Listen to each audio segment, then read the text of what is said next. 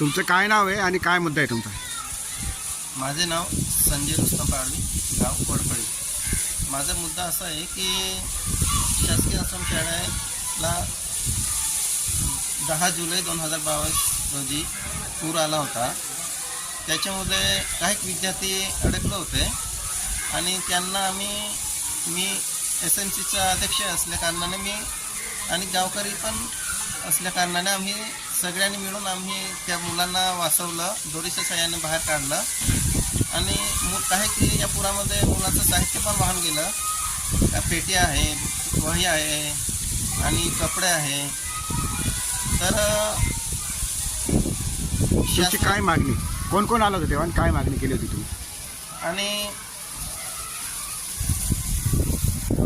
शासकीय PO तोडदा POचे कर्मचारी पण आले होते, साहेब पण आले होते आणि जे राजकीय लोक आहे ते पण येऊन गेले. सगळ्यांनी विजिटा केल्या. त्यांच्याकडे आम्ही एवढी मागणी केली की आम्हाला नदी किनारी शाळा असल्या कारणाने आम्हाला संरक्षण भिंत पाहिजे ही मागणी केली. पण आजपर्यंत आमची मागणी काही पूर्ण झालेली नाही. त्याच्यानंतर परत पाणी आलं होतं का शाळेमध्ये? त्याच्यानंतर 2023ला पूरस्थिती निर्माण झाली होती, पण शाळेच्या गेटला लागून गेलं होतं ते पाणी. बरं, आता हे झाले शाळेच्या आपत्ती व्यवस्थापनाची गोष्ट. शाळामध्ये अजून काय कमतरता आहे, काय वाटतं तुम्हाला?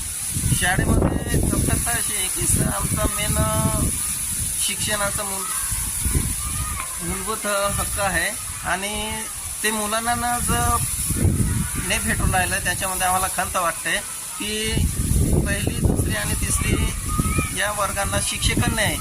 प्राथमिक शिक्षक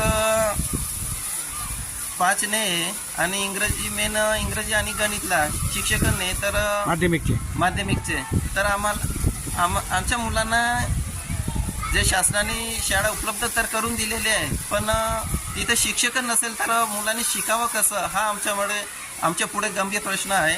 तर शासनाने थोडं याकडे लक्ष द्यावं ही आमची विनंती आहे.